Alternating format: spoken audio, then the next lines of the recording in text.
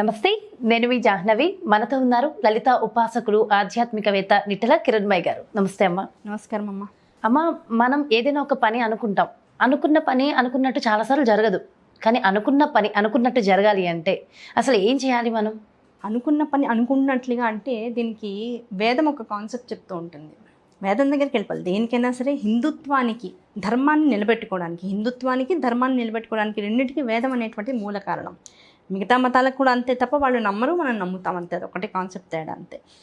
అయితే దేన్నైతే అనుకున్నట్లుగా ముందు పొందాలి అనేటువంటిది ఒక మానసికమైనటువంటి రోగం. ముందు ఆ రోగం నుంచి బయటికి రావాలి. అంటే ఇవాళ నేను ఇలా జరగాలనుకున్నా, అది జరగల అంటే మన సంకల్పాలు బోల్డ్ ఉంటాయి. ఒక రోజులో ఎన్ని సంకల్పాలు చేస్తాడు ఒక మనిషి అంటే 100కు మించి సంకల్పాలు చేస్తూ ఉంటాడు. అన్నం ఇలా ఉండాలనుకుంటాం, మెత్తగా వస్తుంది, మాడుతుంది, లేదా ఇంకో రకంగా విసుగ్గా అనిపిస్తుంది. ఏదో కూర చేద్దాం అనుకో, రోజు జరగకపోవచ్చు, అవునా కదా? ఇవాళ ఫలానా ప్రత్యేకంగా చేద్దాం అనుకున్న రోజు చూడండి, అది పాడవుతుంది. రోజు పొడిగా వచ్చాను, ఆ రోజు పులిహోర లేకపోతే మనం బిర్యానీలో చేద్దాం అనుకున్నప్పుడు కాస్త మెత్తపడుతూ ఉంటుంది. అబ్బా ఇవాళే ఇలా జరగాల అనుకుంటూ ఉంటాం. కనుక సంకల్పాలు ఎన్ని అంటే అనంతం, అనేకం. అటువంటి సంకల్పాలన్నీ కూడా ఏం జరగాలి అంటే శివ సంకల్పాలుగా మారాలి అని ధర్మం చెప్తుంది. నీ సంకల్పాలు నీవిగా ఉన్నంత వరకు నీ లైఫ్, నువ్వు, నీ గోల, నీ సక్సెస్, నీ డిప్రెషన్స్, నీకుండేటువంటి ఇబ్బందులు ఇవే కనపడతాయి. నీ అనేటువంటి ఒక గిరి తీసుకుని అందులో నువ్వు బతికే కన్నా నీ సంకల్పాలన్నీ కూడా ఉన్నంతలో, ఇప్పుడు ఇవాళ బిర్యానీ ఎందుకు చేద్దాం అనుకున్నావు, ఆ కాన్సెప్ట్ దగ్గరికి వెళ్దాం. మళ్ళీ నువ్వేదో ప్రపంచాన్ని ఉద్ధరించకుండా బిర్యానీ ఎవరి కోసం చేస్తున్నావు అంటే ఇంట్లో వాళ్ళు ఆనందంగా తినడం కోసం. ఏదో మా ఆయన ఫ్రెండ్స్ ఇద్దరు వస్తూ ఉన్నారు, వాళ్ళకి రుచికరంగా భోజనం పెట్టడం కోసం. అంటే ఆ కాన్సెప్ట్లో నువ్వు ఆనందంగా తిని సుఖంగా ఉండడం కోసం కాదు, ఎవరికో సర్వీస్, వాళ్ళకి నచ్చినటువంటి ఒక పదార్థం, మీ ఆయనకి నచ్చినటువంటి ఒక పదార్థాన్ని ఫ్రెండ్స్తో పాటు షేర్ చేసుకుని తిందాం అనుకున్నారు. నువ్వు వండితే ఆయనకి చాలా ఇష్టం కనుక చేయబోయి అన్నారు. ఆ చేసేటువంటి క్రమంలో చేసే ముందు వాళ్ళు చాలా బాగా రావాలనుకుంటావు, కానీ నువ్వు అనుకున్నంత బాగా అది రాదు. సో ఇప్పుడు కాన్సెప్ట్ అర్థమైపోయింది కదా. ఎందుకు రాదు అనేటువంటి విషయం దగ్గర అయితే బిర్యానీ దగ్గర ఆగుదాం. ప్రపంచాన్ని ఉద్ధరించే పనులన్నీ తర్వాత ఆలోచిద్దాం. బిర్యానీ దగ్గర ఆగిపోతే మనం బిర్యానీ చేసే ముందు భగవంతుడికి చెప్పుకోవాల్సింది. భగవంతుడు అంటే అందరికీ ఒక విషయం, పెద్ద డౌట్, క్లారిటీ లేనటువంటి విషయం ఏంటంటే, మనం ఏదో ఒక దేవుడి గుళ్ళో ఒక గూట్లో పెట్టేసుకుని, ఆ గూట్లో మనకి నచ్చిన దేవుళ్ళు పటాలు లేకపోతే విగ్రహాలు, మా అత్తగారు ఇచ్చిందో, మా అమ్మగారు ఇచ్చిందో, అమ్మ ఇచ్చిందో అన్నీ పెట్టేసుకుని అది దేవుడు అనే ఒక నమ్మకంతో ఉంటాం. అంతకుమించి దేవుడు ఎక్కడున్నాడు అంటే సర్వత్రా ఉన్నాడు. ఆ సర్వత్రా ఉన్నటువంటి దేవుడు బియ్యంలోనూ ఉన్నాడు, కూరల్లోనూ ఉన్నాడు, ఆ కూరల్ని బియ్యాన్ని కలిపి ఉండేటువంటి నీళ్ళల్లోనూ ఉన్నాడు, ఆ అగ్నిలోనూ ఉన్నాడు. అవన్నీ భగవత్ స్వరూపాలేగా హిందుత్వం అదేగా నమ్ముతుంది. అగ్నిని భగవంతుడిగా పోలుస్తుంది, నీళ్ళని వరుణదేవుడిగా పోలుస్తూ ఉంటుంది. ఆ తర్వాత వీటన్ని మిక్స్ చేసేసి ఏ ఉడికేటువంటి ధాతువు అయితే అందులో ఉంటుందో దాన్ని ఇంద్రుడు అనేటువంటి పేరుతో పిలుస్తూ ఉంటాం. కనుక ఇవన్నీ కూడా దేవీ దేవతా స్వరూపాలే, మనకి ఇవి కూడా అతీతమైనటువంటివి కాదు. కనుక ఈ దేవీ దేవతలు అందరూ ఎక్కడున్నారు అంటే ప్రకృతి పరంగా మన చుట్టుపక్కలే ఉన్నారు. ఒకటి ఏంటంటే వాళ్ళని చూడగలిగే శక్తి మనలో నశించింది, అవునా కదా? ఇప్పుడు బ్యాక్టీరియా ఎలాగైతే మనకు కనపడకుండా మన ఇల్లంతా కూడా తిరుగుతూ ఉంటుందో, మన శరీరం అంతా కూడా తిరుగుతూ ఉంటుందో, దాన్ని ఎలాగైతే మనం పసిగట్ట లేకుండా ఉన్నామో, అలాగే బ్యాక్టీరియాకి మించినటువంటి సూక్ష్మరూపాన్ని కలిగి ఉన్నటువంటిది ప్రకృతి స్వరూపం. ఆ ప్రకృతిని చూడాలి అంటే నీ వల్ల కాదు. ఆ ప్రకృతిని గమనించాలి అంటే టైం ఉండాలి. ప్రకృతిని గమనించాలన్నా చూడాలన్నా ఈ రెండింటికి నీకు ఒక పర్సనల్ టైం కావాలని, దాన్ని ఆరాధించాలంటే దాని కనెక్టివిటీతో మనల్ని మనం మింగిలప్ చేసుకుని మూలశక్తితో ఆనందంగా ఉండాలి అంటే మనము ఇవాళ మనంగా ఇవాళ బిర్యానీ బాగా కుదరాలని చెప్పుకోవడం గొప్ప కాదు. మన చుట్టుపక్కల ఉన్నటువంటి ప్రతి ఆధారంతోనూ బియ్యంతో చెప్పుకోవాలి, ఇవాళ బాగా రా, చక్కగా రా. మనం అనుకుంటాం ఏమిటి అలా మాట్లాడితే పిచ్చి అనుకుంటారేమోనండి, ఇంట్లో ఏంటి బియ్యంతో మాట్లాడుతున్నావు ఏమిటో, నువ్వు నీళ్ళతో మాట్లాడుతున్నావు ఏంటో అని మామూలుగా అనుకుంటాం. అది నేచర్తో ఉండేటువంటి మూలతత్వంతో మనం కనెక్టివిటీని పొందడం. ఏ పని చేద్దాం అనుకున్నా సరే కాసేపు పెద్దవాళ్ళు ఇంకాస్త ఆధ్యాత్మికంగా ఎదిగిన వాళ్ళు ఏం చెప్తారంటే, నువ్వు ఏ పని మొదలెట్టాలనుకున్నా పొద్దున పూట కాసేపు నీ సమయాన్ని ధ్యానం కోసం కేటాయించు అని చెప్తారు. అది హిందుత్వ ధర్మంలో కావచ్చు, మిగతా మతాలలో కావచ్చు, పొద్దున పూట కాసేపు ధ్యానంలో వాళ్ళు నమ్మేటువంటి దేవతలను ఉపాసించుకోవడం అనేటువంటి విధానం ప్రతి మతంలోనూ కూడా చాలా మూలమైనటువంటి కాన్సెప్ట్గా ఉంటుంది. కనుక పొద్దున పూట ఇవాళ రోజులో 24 గంటల్లో నువ్వు ఏ పనులైతే చేయదలుచుకున్నావో ఆ పనుల కోసం కాసేపు సమయాన్ని కేటాయించి ఇవాళ నేను చేసేటువంటిదంతా కూడా ఏంటి, పనుల గురించి దేవుణ్ణి అడగాల. వెంటనే ఒక కాన్సెప్ట్, మళ్ళీ అప్పటిదాకా నాకు సక్సెస్ రావాలి, ఐశ్వర్యం రావాలి, పలానా వ్యాపారంలో వృద్ధి చెందాలి, నేను పలానా చదువుతున్నాను అందులో ఫస్ట్ మార్క్ రావాలని కోరుకునేవాడు కూడా ఈ మాట అనగానే ఏమంటాడు, భగవంతుని కోరికలు అడగద్దంటారు కదా, మీరేంటి 24 గంటల్లో చేసేటువంటి ప్రతి పనిని కూడా భగవంతుడితో మాట్లాడుతూ చేయమంటున్నారు కదా. అంటే ఆ మాట్లాడేటువంటిది కోరికని సక్సెస్ చేసుకోవడం కోసం కాదు. ఏ కోరిక అయితే అందరూ బాగుండాలి, ఒక కుటుంబంలో ఉన్నటువంటి వాళ్ళు ఆనందంగా ఉండాలి, ఏదైతే వాళ్ళ తలుస్తున్నామో, ఏదైతే వాళ్ళ సంకల్పంగా అనుకుంటామో దానివల్ల 10 మందికి ఆనందం కలిగేటువంటి స్థితిలోకి నా పని రావాలి. ఒక కర్మ కింద కాక ఆ కర్మరాహిత్యాన్ని పొందేటంత ఆనందాన్ని నాకు అనుభవించేలా చేయాలనేటువంటి స్థితి ఎప్పుడైతే మనిషిలో వస్తుందో అప్పుడు వాడు ప్రశాంతంగా కూర్చుని ఆ రోజు నువ్వు చేసేటువంటి పనులన్నింటినీ గురించి ఆలోచించుకుంటూ ఆ మూల పరమాత్మ అయినటువంటి ఆ ప్రకృతి స్వరూపమైనటువంటి ఆ శక్తితో కాసేపు కనుక ప్రగాఢంగా కూర్చుని ఏమీ లేదు, బిర్యానీ గుర్తురాదు, ఇంకోటి గుర్తురాదు, ఇంకోటి కదా, ఇవాళ 24 గంటల్లో నేను చేసేటువంటి ప్రతి పని కూడా ప్రకృతిపరమైనటువంటి ఈ శక్తి నాకు ఇచ్చినటువంటి చైతన్యం అనేటువంటి దాన్ని కనుక నమ్మి నువ్వు త్రికరణ శుద్ధిగా ఒక మంత్రాన్ని పట్టుకో. అంటే మంత్రము అంటే అర్థం ఏమిటి, మాకే మంత్రాలు లేవండి, గురువేమి ఇవ్వలేదని చెప్తారు. ఇప్పుడు పిల్లవాడు ఆడుకుంటున్నాడు, రా అని పిలవాలి.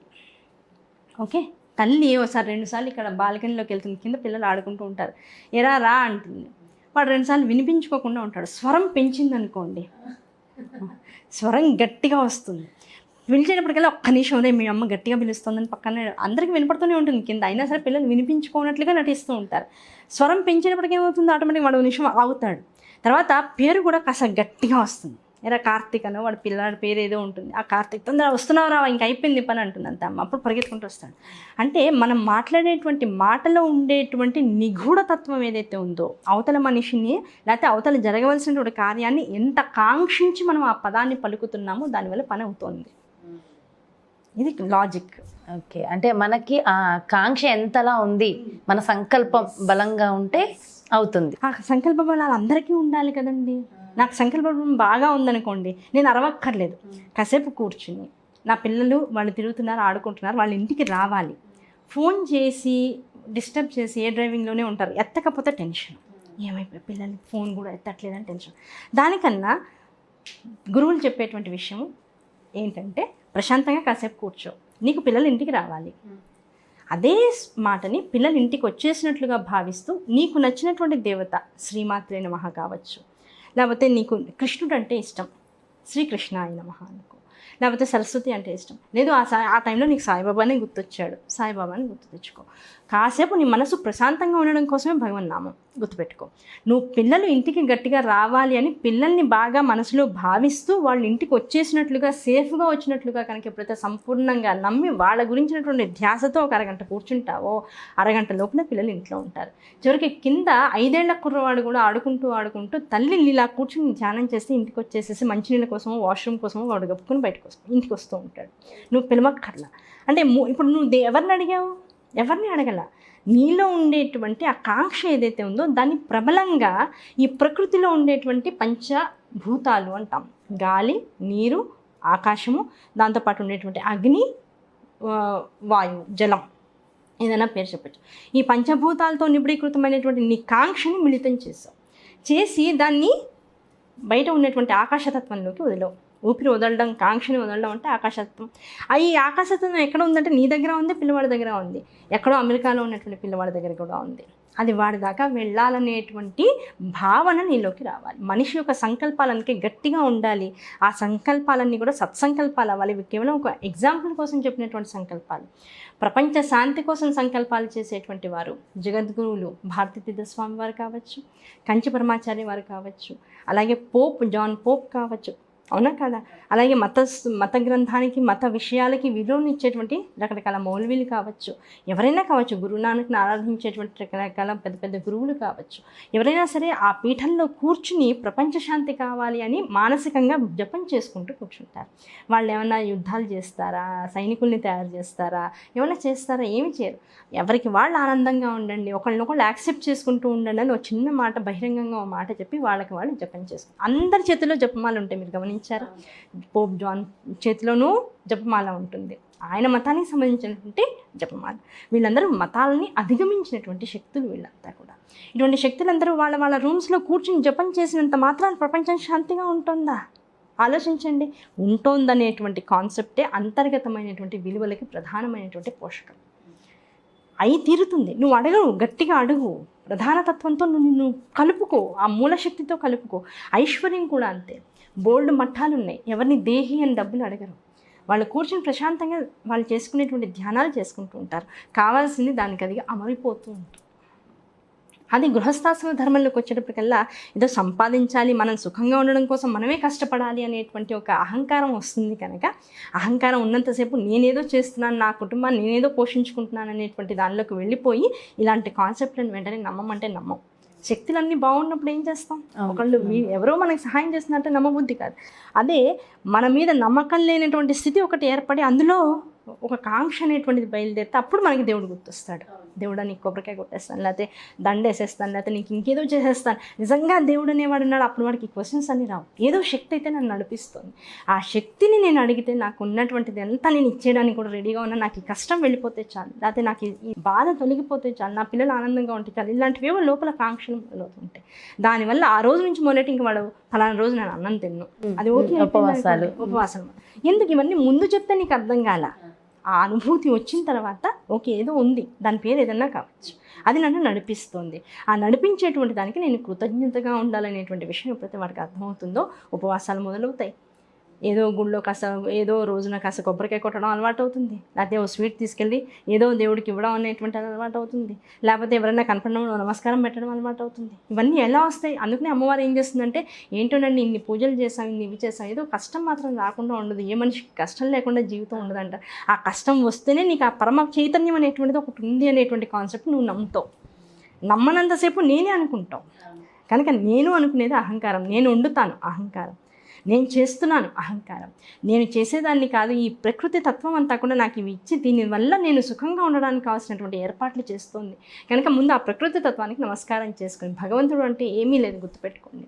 కూరలు, బియ్యం, మనం వాడుకునేటువంటి నీరు, తాగగలిగినటువంటి నీరు, దాంతోపాటు అగ్ని, వీటి కనుక నిత్యము మనం ప్రార్థన చేసుకుని ఇవే మూలశక్తులు. వీటితో కనుక సమ్మిళితమైనటువంటి శక్తిని కనుక మనలో బాగా పెంచుకోగలిగినట్లయితే, భగవంతుడు ముందు దీపం ఎలా పెడుతున్నామో, అన్నం వండడానికి ముందు స్టవ్ ఎలా వెలిగిస్తున్నామో, అలాగే మనలో కూడా రోజు మొదలయ్యే ముందు ఒక జ్ఞానజ్యోతి కూడా వెలిగించుకోగలిగేటంత శక్తి మనలోకి వస్తే ఏది అనుకుంటే అది నమ్మరు. ఇప్పటికిప్పుడు నా డెస్క్ మీదకి 1,00,000 రూపాయలు రావాలి, నేను ఎక్కడా రూపాయి తీసుకోను, ఎవరి దగ్గర అడగను, కూర్చుని ప్రశాంతంగా జపం చేసుకుంటున్నాను. ఆ జపం ద్వారా అనుకోకుండా ఏదో ఇబ్బంది, ఆ 1,00,000 రూపాయలు దగ్గర ఉంటే వాళ్ళకి ఏదో ఇబ్బంది, ఆ 1,00,000 రూపాయలు నా డెస్క్ మీద పెట్టేసి ఇప్పట్లో అడగం, మీ ఇష్టం, వాడుకుంటే వాడుకోండి, లేకపోతే లేదని చెప్పేసి వెళ్ళిపోయేవాళ్ళు బోల్డ్ మంది ఉంటారు. ఇక్కడ డబ్బు కాన్సెప్ట్ కాదు, నమ్మకం కాన్సెప్ట్.